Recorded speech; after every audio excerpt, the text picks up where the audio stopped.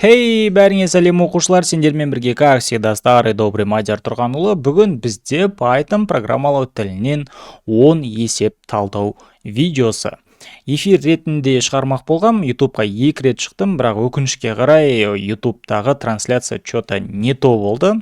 2 рет үзіліп кете берді, сол себепті енді запись түрінде шығарып жатырмын.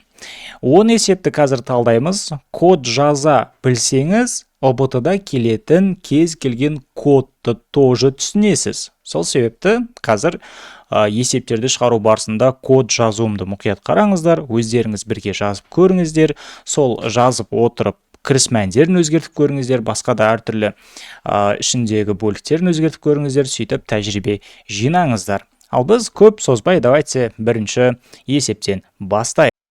Бірінші есеп былай дейді. Консольға 15 жұлдызшаны шығар дейді.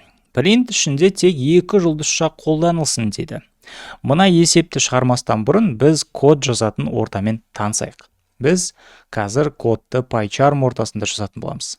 Сіздер VS кодты да, немесе Python IDLN-де, немесе онлайн Python компиляторда қолдана берсеңіздер болады. Онда ешқандай разница жоқ, бұлардың бәрінде бір код жазылады. Маған PyCharm ыңғайлы, сол себепті мен қазір бәрін PyCharmда жазатын болам. Енді бірінші, консоль деген не? Мына біреу есептің берілгенде сұрап жатқан. Не қылған консоль? Консоль дегеніміз сіздің кодыңыз орындалып болғаннан кейін нәтижеңізді көретін қара экран деп жаттай беріңіз. Пока что базовый информацияны осылай жаттай беріңіз. ұбт-ға керектісі осы сізге. Негізінде консольдің тағы да басқа да функционалдары бар. Но в данный момент сіз мына жақта код жазасыз, жоғар жақта, ал төмен жақта соның нәтижесін аламын деп ойлай беріңіз. Консоль деп сұраса, сразу кодтың нәтижесі шығатын қара экран деп жаттаулайық. Окей, енді бізге бетеді. 15 жұлдызшаны консольға шығаруымыз керек. Консольға мәліметті шығарушы функцияны біз print деп атаймыз. Print функциясының ішіне қандай дерек жазасыз, оның бәрін алады да бұл консольға шығарады. То есть нәтижені шығарушы функцияны біз print деп атай тұрамыз пока что. То есть мынаның ішіне не жазасыз, оның бәрі мына жаққа қарай шығады екен, мәтін түрінде. Енді бізге шығару керек жұлдызшаны. Жұлдызшаны біреуін шығардық. Хорошо, но бізге мынандай 15 жұлдызшаны шығару керек. Ал print ішінде тек 2 жұлдызша қолданылуы керек.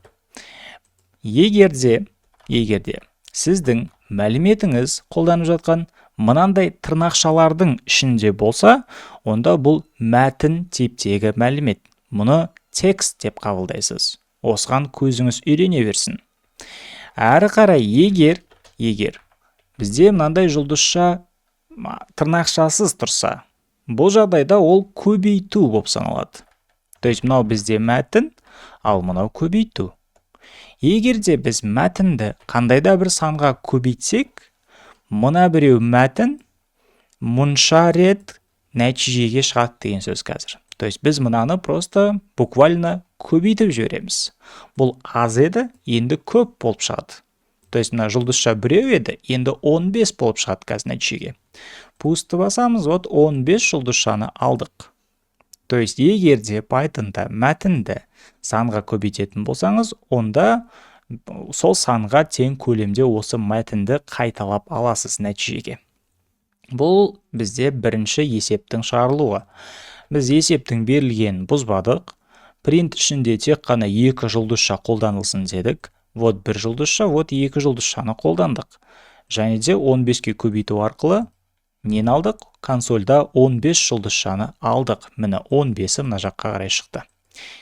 Бұл бізде бірінші есеп. Әрі қарай кеттік онда. Ал келесі есепке көшпестен бұрын сізді менің былтырғы рекордсмен түлегім Серікбай Нұралимен таныстырғым келеді. Информатикадан ұбт-да 50-ден 50 балл алды, общий 133 балл алған болатын. Бұл оқушым менің информатика видеокурс форматында оқыды. Видеокурс форматының ішінде 128 плюс видео бар. жарымнан астам есеп, код, тест тапсырмалары бар. 50 плюс видеоның ішінде осы тапсырмалардың бәрі талданған. Менімен тікелей байланыста боласыз курсты өту барысында. Ыңғайлы платформада болады бұның бәрі. Доступ 10 шілдеге дейін 100% ОТО-ның базасы. То есть осы курсты оқысаңыз, мектептің оқулықтарын оқып керек емес. Толыққанды курсты меңгеріп шықсаңыз, полностью ОБТ проблема емес.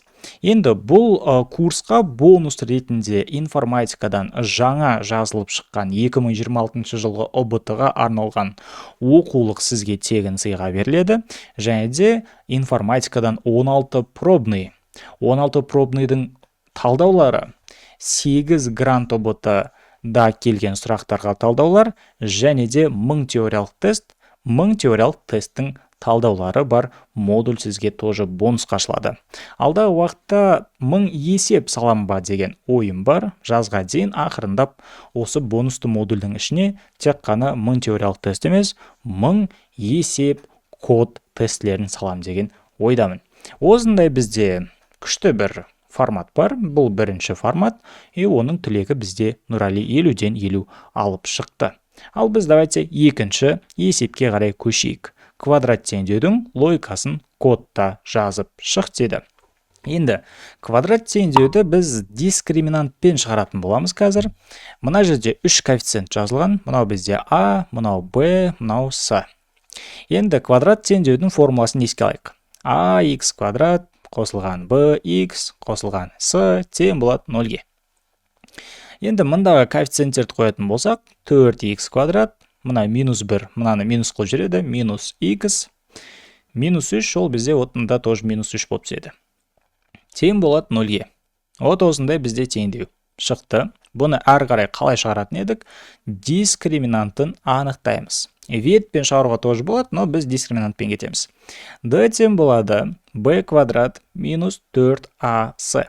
Тең болады сонда b-міз бізде -1, квадраттасақ +1 болады. -4 көбейтеміз. А-ның ішінде 4 жатыр, С-ның ішінде -3 жатыр. -3, мынаумен плюс болып кетеді. То есть мынаны жазбай қойсақ болады. Енді мынаны есептесеңіз 4 жерде 4 16, 16-ны 3-ке көбейтсеміз 48, оған бірді қосамыз 49 шығады екен. Енді бұл теңдеуге байланысты 3 жағдай бар. Егер де дискриминант 0-ден кіші болса, онда түбір жоқ. Түбір жоқ.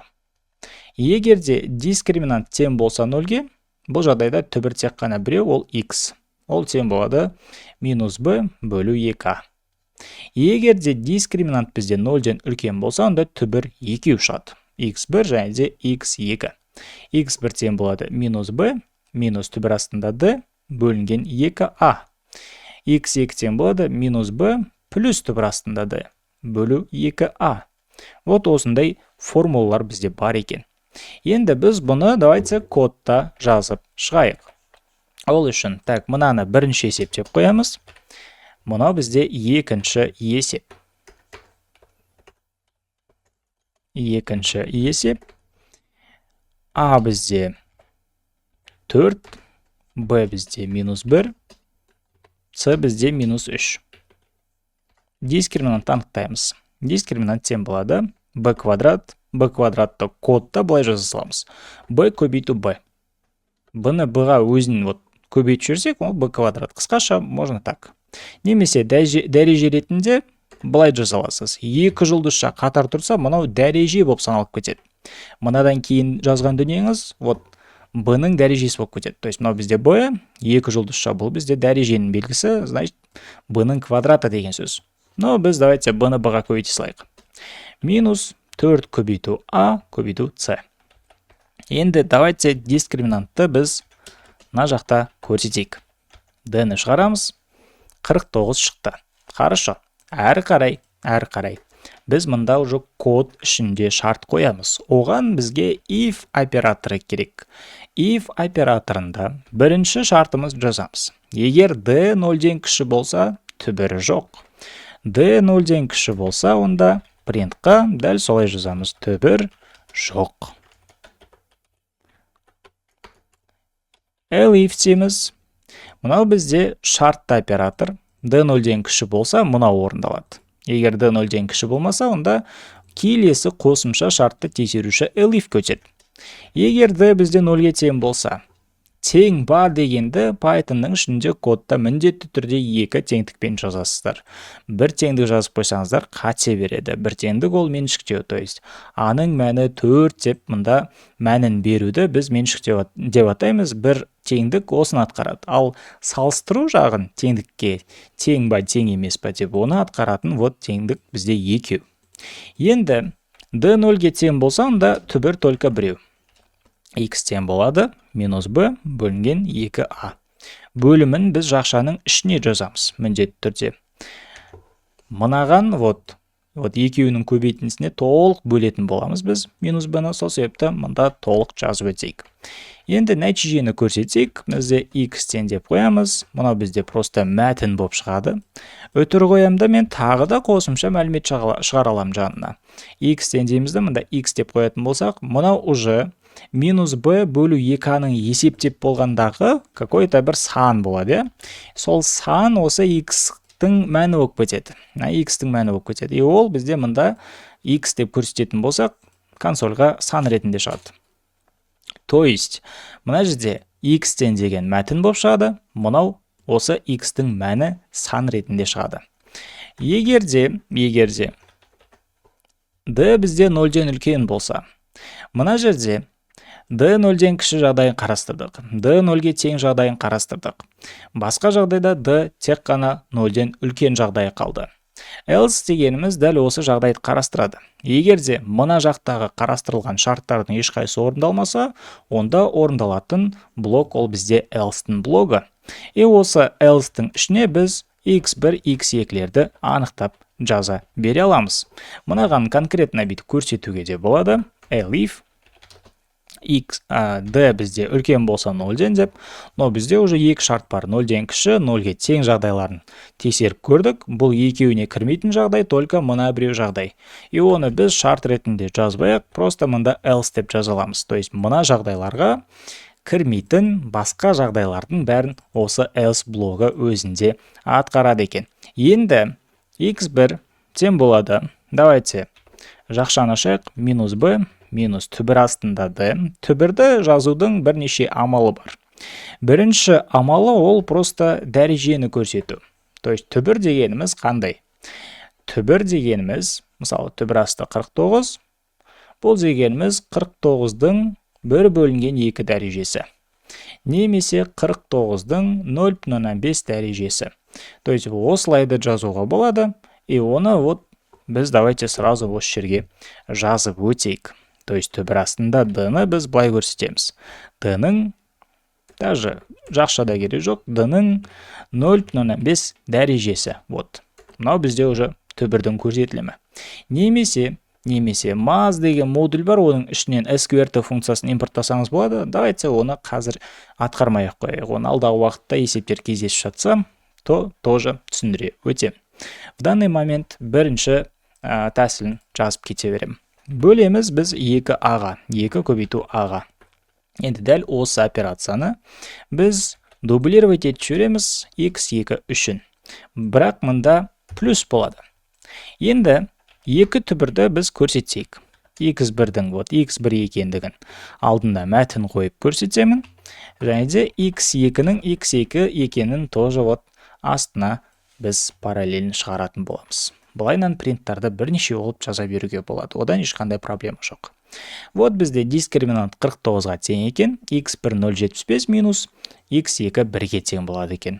Егерде біз есептің берілгенін қарайтын болсақ, нәтижеде осы 3 мәнді алатын екен. Біз 3 мәнмен салыстыратын болсақ, пожалуйста, бізде бәрі дұрыс шығып тұр. Осылайша бізде екінші есеп шықты. Үшінші есепке қарай көшейік. Үшінші есеп. Осы видеоның астына мына біреу Python файлымен тіркеп қоятын болам. Сіздер мынаны копировать етіп алып, өздеріңізде шұқылап көре аласыздар. Келесі есепте Герон формуласы бойынша кез келген үшбұрыштың қабырғаларының мәндері арқылы ауданын табатын программа жазыңыз дейді. Формуладағы p жарты периметр екен. Вот үшбұрыштың қабырғаларының ұзындықтары берілген кіріс мәндер ретінде. Біз сразу осыларды жаза өтсек, А тең 4, Б тең 3, Б тең 3, С тең 4 делік. Әрі қарай біз не істейміз? Жарты периметрді анықтайық. Периметр тең болады А қосу Б қосу С, жартысы оның бөлу 2-ге тең. Принтқа біз давайте периметрді көрсетіп өтейік. П тең дейміз да. Мұна бізде шығатын мәтін просто. Мұна жерге шығатын мәтін. Ал мұна жерге уже мұна біреу АБЦ қосындысын 2-ге бөлген мән түседі. Сонда бізде бірінші мәтін шығады, одан кейін мұна біреу П-ның ішіндегі мәнін шығарамыз. 5/5 шықты. Тексеріп көрейік, вот 5/5-ті алып отырмыз. Әрі қарай мұна біреу формуланы жазуымыз керек. S тең дейді, түбір асты. Түбір астын қалай жазамыз? 0/5 дәрежесі. Вот осылайынан жаза аласыз. Енді біз формулаға қарайтын болсақ, түбірдің астында P көбейту деп тұр. Жақшаның ішінде P минус A дейді. P минус A. Көбейтеміз жақшаның ішінде P минус B дейді. Көбейту жақшаның ішінде P минус C дейді. Енді принтқа біз давайте S-ті көрсетсек.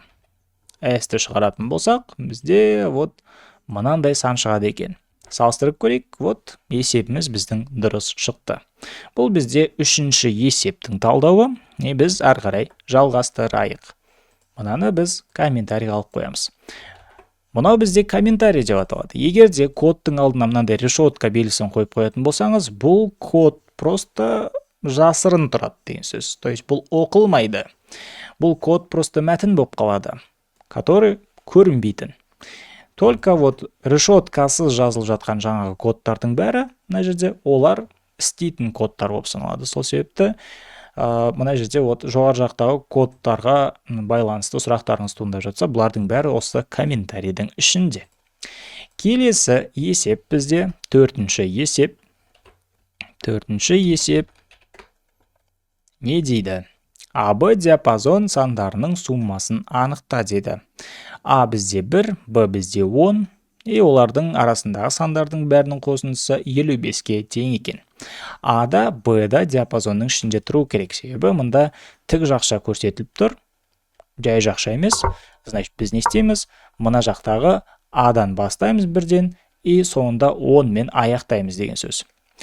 Біз сумманы анықтау үшін какой-то бір пустой айнымалы анықтайық. Мысалы, сізде алма бағы бар делік. Мынау бізде ағаштар болсын. Әр ағаштың түбінде алмалар жатыр. Мынада 3 алма, мынада 4 алма, мынада 5 алма, мысалы, мынада 1 алма қайттан. Маңызды емес, давайте 1, 2, 3, 4, 5 деген сандарды алайық. Егер де біз мынаның бәрінің қосындысын анықтағымыз келсе, бұл жағдайда не істейміз? Алма бағына кірген кезде бір шелек аламыз где-то. Шелек алдық. Осы шелекпен келесізді, мыналардың бәрін шелектің ішіне қарай салып шығасыздар. То есть осы функционалды бізге орындау керек. Мынаның ішінде бірінші ағаштан 1 алма аласыз, потом мынадан 2 алма аласыз да, уже сізде 3 алма болады. Осы процесс жалғасады да, соңғы шелекке дейін жеткен кезде, соңғы ағашқа дейін жеткен кезде сізде мына біреу алмалардың бәрі сіздің шелегіңіздің ішінде болады. 3, 6, 10, 15 алманы өстіп жинап аласыз. Енді осылардың бәрін қосындысын өзінде сақтауға біз какой-то бір пустой айнымалы анықтайық. Айнымалы дегеніміз өзінде мәліметті сақтауға арналған қандай да бір контейнер атауы. Енді осы контейнердің ішіне просто пустой шелек деп атайық. Осы пустой шелекке біз апарамызда мынаның бәрін қосамыз. Но бір типті амалды біз жазып жатырмыз. Мына жерде 1 мен 10 емес, 1 мен миллион жазуға болады мысалы. Немесе 1 миллион мен 2 миллионның арасындағы сандарды қосу керек мысалы да, әртүрлі жағдай болуы мүмкін. Әртүрлі жағдайдың бәріне орындалатын универсалды код жазуымыз керек. Ол үшін біз циклді қолданатын боламыз. Біз бірінші пустой айнымалын создавать ете аламыз.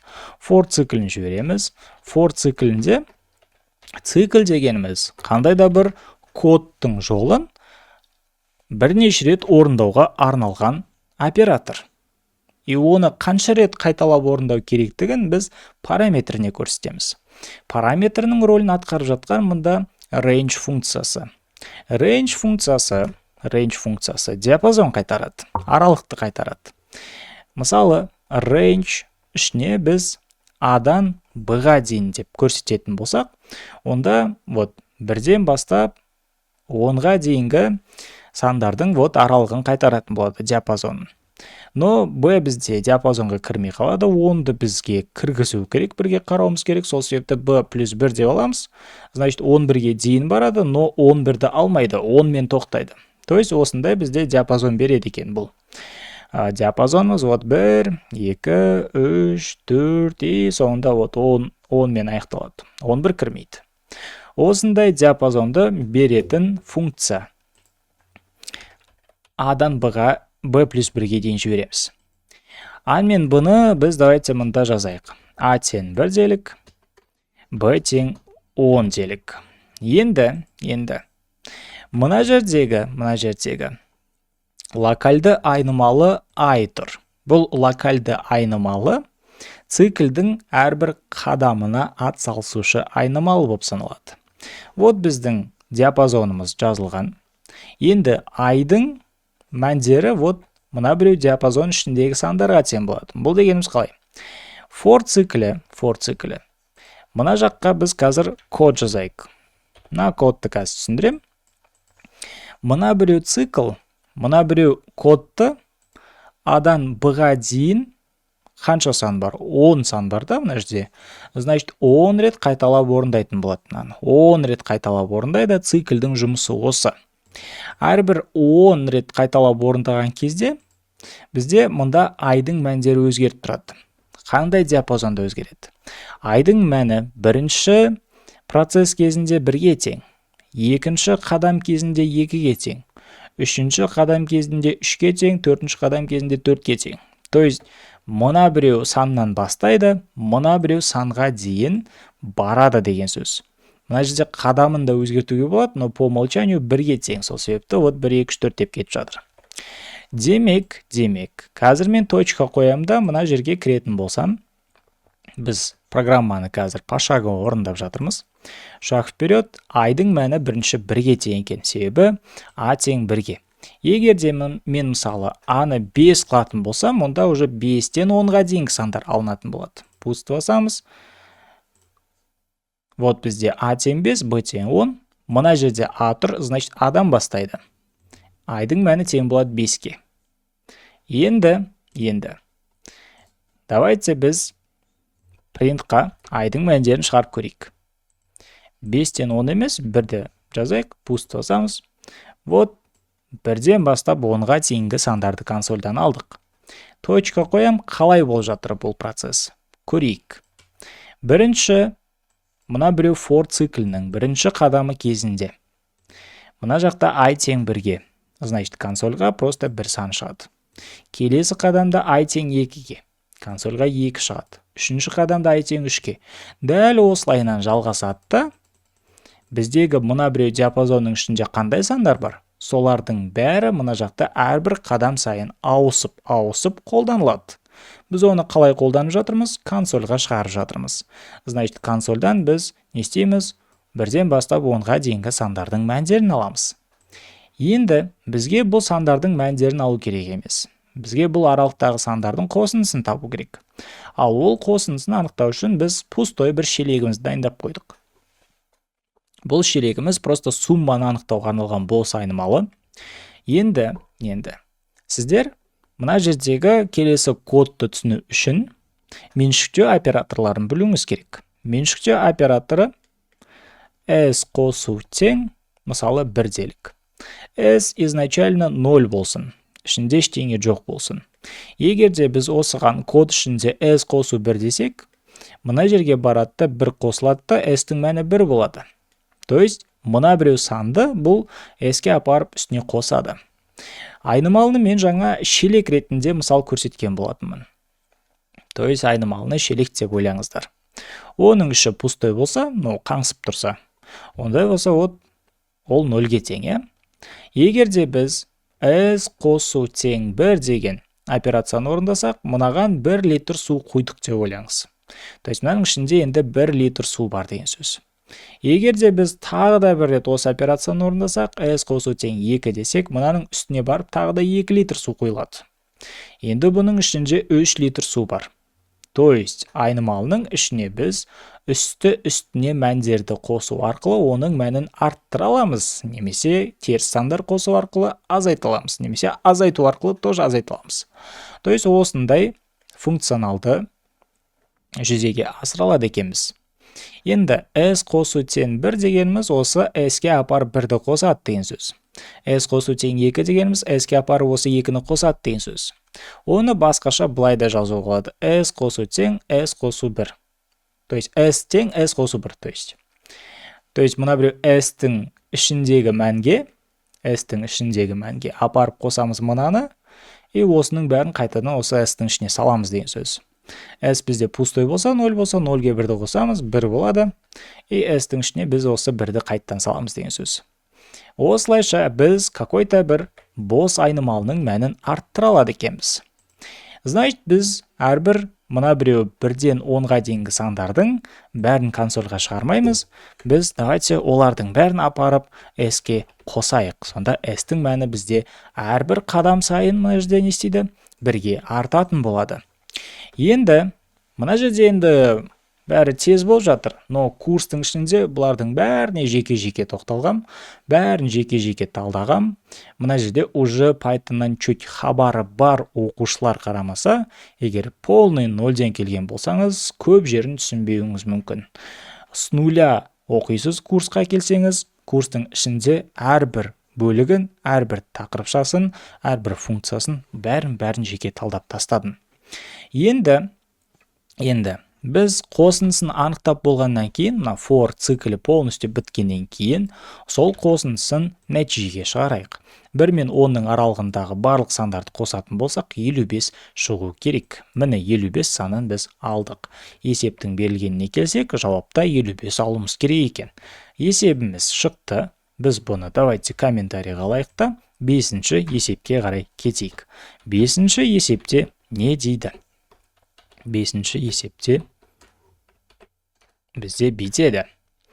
Осындай АБ диапазонындағы тек 3-ке бөлінетін сандарды нәтижеге шығарыңыз дейді. То есть А бізде 1, Б тең 10 екен. Осы екеуінің аралығындағы 3-ке бөлінетін сандар қалдықсыз, олар 3, 6, 9 сандары. Енді санның қандай да бір басқа санға қалдықсыз бөлінуін біз қалай анықтаймыз? Қалдық анықтаушы оператор бар бізде. Ол пайыз арқылы көрсетіледі. Мысалы, 10-ды бөлеміз 3-ке. Осы жерде нәтиже 3,33 шықпайды. Бұл жерде нәтижеміз 1-ге тең болады. Енді ол қалай болады? 10-ды 3-ке бөлсек, біз 3-тен береміз. -9. Қалдық бізде 1 қалады. Жауапқа мына біреу пайыз операторы беретін сан осы қалдық сан. Біз демек шартпен тексере аламыз. Егерде сан, мысалы, давайте просто сан деп жазып қойын. Санды біз 3-ке бөліп көрсек, оның қалдығы 0-ге тең болса, то есть бір теңдік қоям, мына жерде 2 теңдік емес. Мына жақта 2 теңдік қоям, кешірім. Мына жақта просто нәтижесі ғой. 2 теңдікпен тексереміз. 2 теңдік дегеніміз осындай тең ба деген сөз.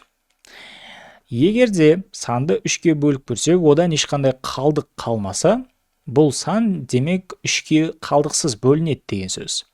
Енді осыны тікелей кодта жазып өтейік. Біз тура жаңағы кодты копировать етіп алып, кішкене өзгертіп жібере салайық. Мына жерде сумма керегі жоқ. А1, Б тең 10, ол бізде дұрыс. Адан Б плюс 1-ге дейін жібереміз. Және де мынаның ішінде шарт жазамыз. Шартқа не дейміз? Шартта сан Адан Б-ға дейінгі сандардың бәрін өзіне қабылдап жатқан, ол бізде I. То есть бірінші 1-ге тең, потом 2-ге тең, 3-ге тең, 4-ге тең болып өзгеріп, мәні өзгеріп жатқан айнымалы бізде локальды ай. Енді осы ай айнымалысын біз аламызды 3-ке бөліп көреміз. Мұнау бізде осыны 3-ке бөлгенде қалдығын қайтарады. Осының қалдығын біз тексеріп көреміз. Егер 3-ке бөлген кезде қалдық жоқ болса, онда бұл сан бізде не? 3-ке қалдықсыз бөлінеді деген сөз. Значит, оны біз консольға нәтижеге шығарамыз деген сөз. Енді кодты қазір запускать ететін болсам, 3, 6, 9 сандарын біз нәтижеде алдық. Есептің берілгенін ашып қарасақ, вот 3, 6, 9 сандары нәтижеге беріліп тұр. Осылайша бізде 5-ші есеп те шығып кетті. Ары қарай жалғастырайық. Келесі есепке көшпестен бұрын сізді тағы да бір оқушыммен таныстырғым келеді. Бұл оқушым информатикадан 50-ден 49 балл алды, және де менің курсымның премиум пакетіне қатысқан болатын. Премиум курстың ішінде, видео курстың ішінде қандай материал бар, оның бәрі де осы жерде бар. Оның үстіне плюс аптасына 2 рет менімен тікелей эфирде практикалық талдаулар, осындай жаңағы есептерді талдағанымыз секілді, бірақ уже более подробно. Және де аптасына 1 рет апталық сұралым болады. Кәдімгідей отырғызып қойып өзім сіздерден кәдімгі сұрақтар қойып тұрып емтихан алам аптасына 1 рет. Одан бөлек сіздерді кураторлық қадағалауда ұстайтын боламыз. Аптасына конспектіні жазасыз, үй жұмысын тіркейсіз, олардың бәрін біз тексереміз, практикалық сабақтарға қатысасыз, осылайша 4 айыңыз өтеді. Әрі қарай бүкіл материалдар сізде 10-шы шілдеге дейін қайталауға доступта болады. Толық курс алған оқушыларыма информатикадан ОБТ-ға дайындық кітабым сіздерге тегін сыйға бонус ретінде беріледі.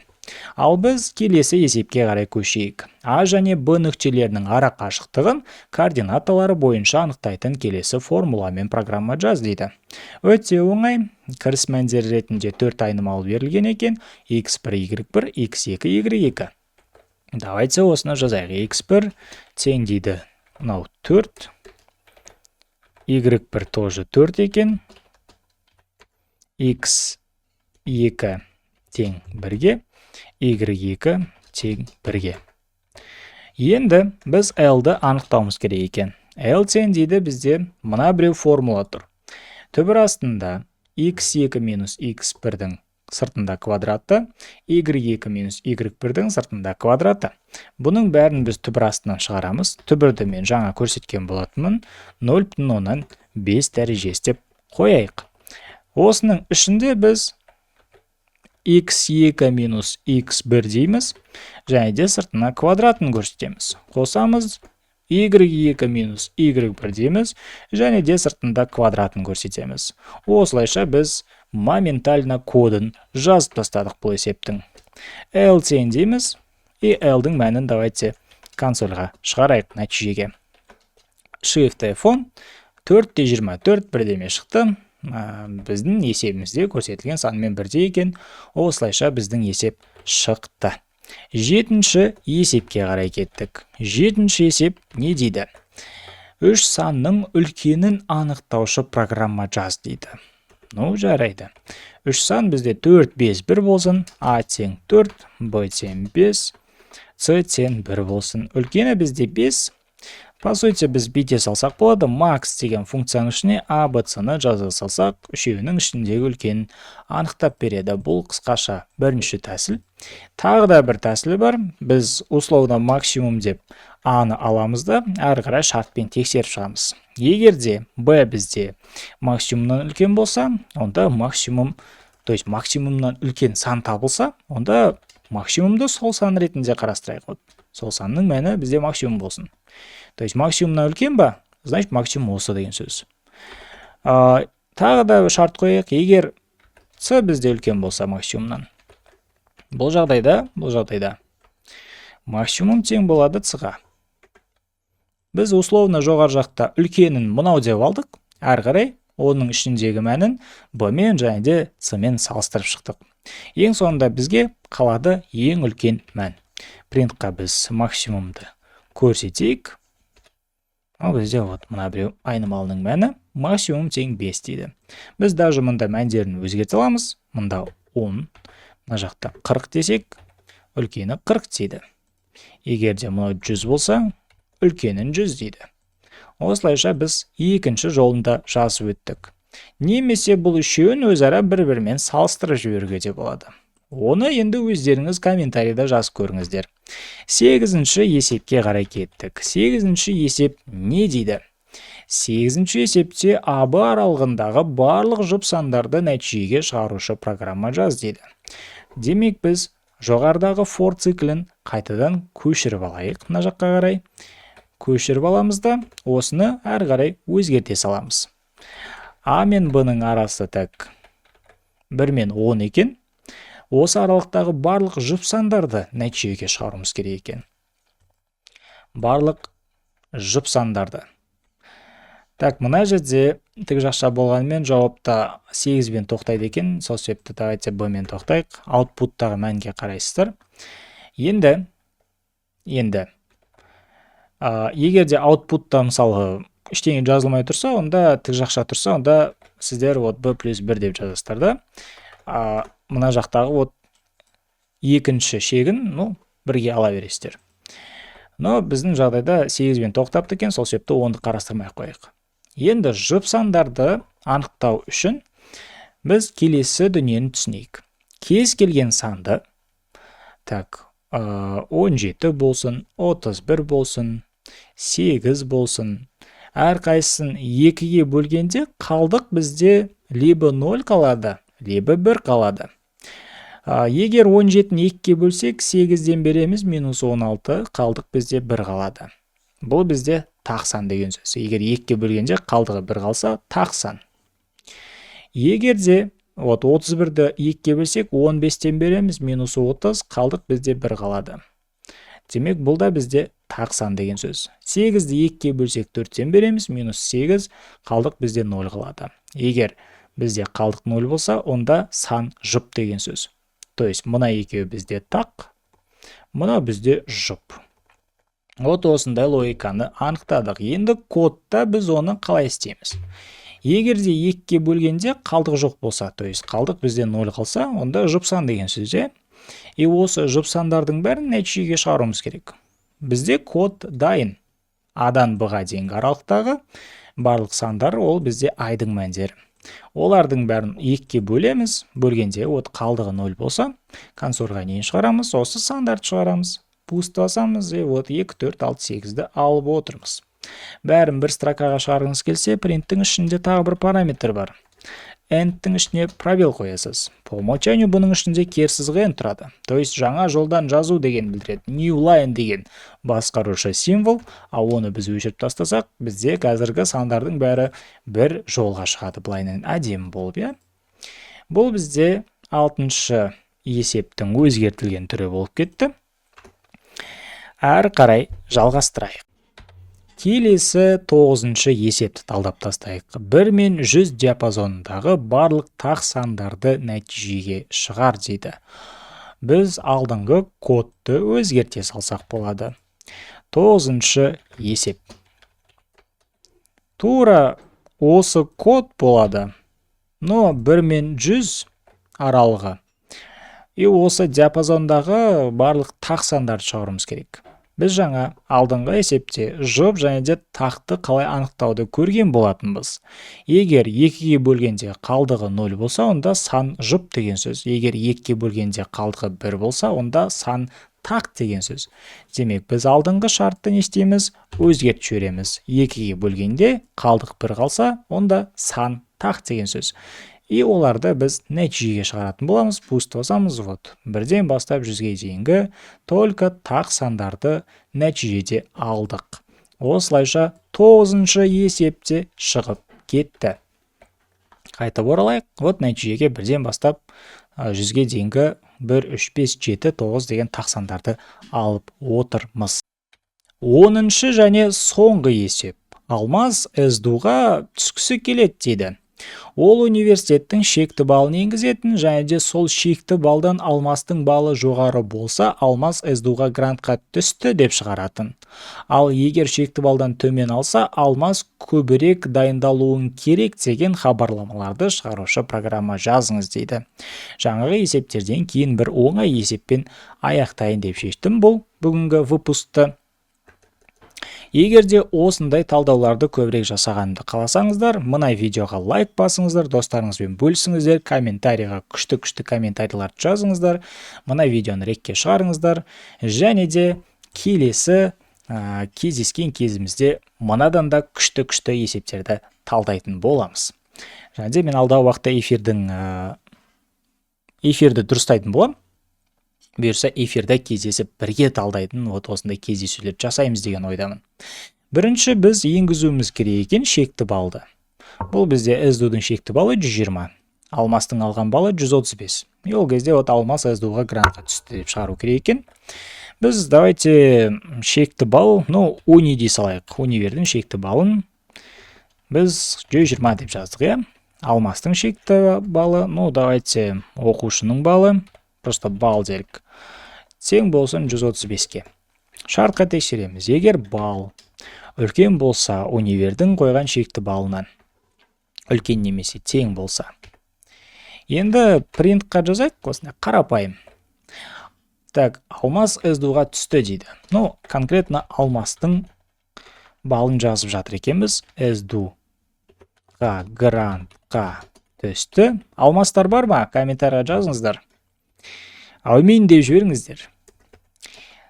Так, келесі басқа жағдайда біз принтқа не деп жазамыз? Алмас көбірек дайындалуын керек еді дейміз. Алмас көбірек дайындалуын керек еді деген хабарламаны жазамыз. Кстати, биыл оқуға түсіп үлгеріп алыңыздар. Келер жылы ұбт түбегейлі өзгереді. Тесттің форматтарының бәрі. Биыл қаласыз ба, келер жылы қиналасыздар. Сол себепті биыл пока что осы 140 балдық тестовый варианттық форматта қалған кезде от души дайындалып, от души бүкіл өзіңіздің біліміңізге вложение жасап, от душинан балды биыл алып алыңыздар, и оқуға түсіп кетіңіздер, и осымен құтылып кетесіздер. Қалсаңыздар, біраз уақытқа дейін қалып қоятын секілдісіздер. Кейбіреулер биыл алмағандар, уже келер жылы қаласыздар біраз. Сол себепті надо постараться, ояну керек. Тұрыңыздар. Оян, басты көтер.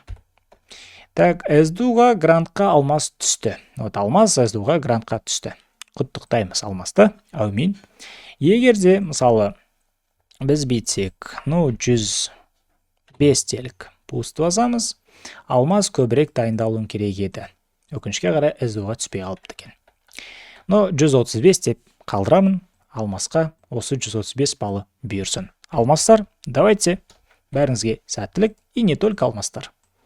Басқа барлық оқушы сіздерге де грант бұйырсын деп тілеймін. Келесі есептерде кімнің есімдерін жазайын, тоже комментарийға жаза кетіңіздер. Сіздердің есімдеріңізді есептерде қолданатын боламын. Осылайша біздің бүгінгі эфиріміз өзінің мәресіне жетті. 10 есепті талдадық. 10 оңай, easy levelдағы есептерді талдадық. Әрі қарай біз Б тобының есептері, Б плюс тобының есептері, С тобының есептерін де талдасақ болады. Достарыңызбен бөлісіңіздер, видеоға лайк басыңыздар, сау саламатта болыңыздар. Сіздермен болған, как всегда, старый добрый Мадияр Тұрғанұлы. Сау болыңыздар. Давайте.